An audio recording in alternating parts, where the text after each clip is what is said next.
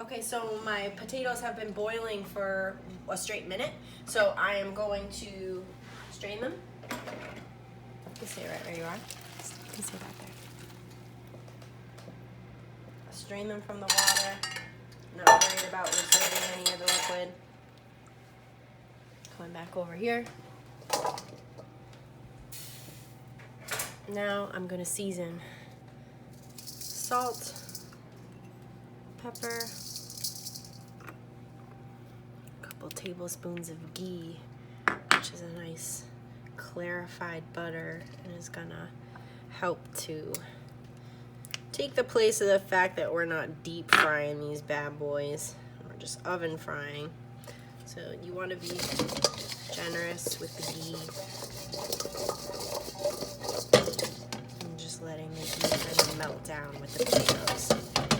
Agitating it around, making sure that the potatoes get nice and coated with the salt.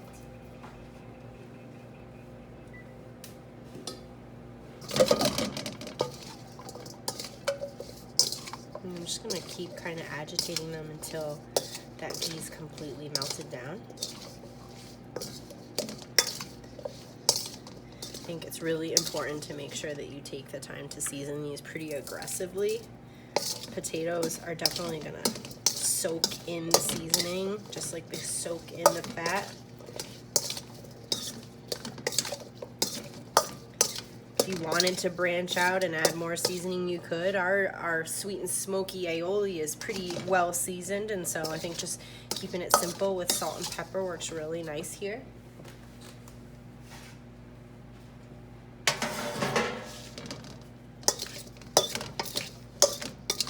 The butter is almost entirely melted down.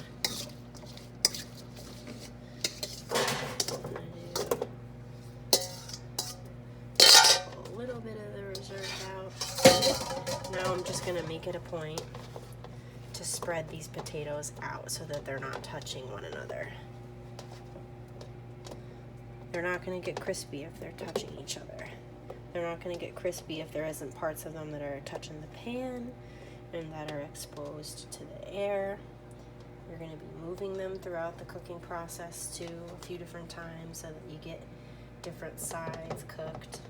But right now, you just want to make sure that every surface of these guys has both seasoning and fat, and that they're not touching one another. Now I'm going to put these guys in a 450-degree oven.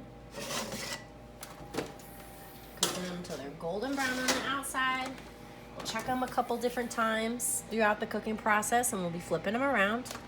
A quick talk about this sweet and smoky aioli and just condiments in general.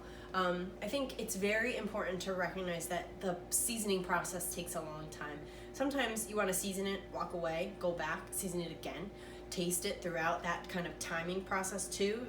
It's going to change over time. And so I actually ended up using that entire chipotle pepper in here. I added a little more salt, a little more pepper. And so I think, definitely don't be afraid to really season aggressively with your condiments. I will check back with you guys once your potatoes are ready to come out of the oven.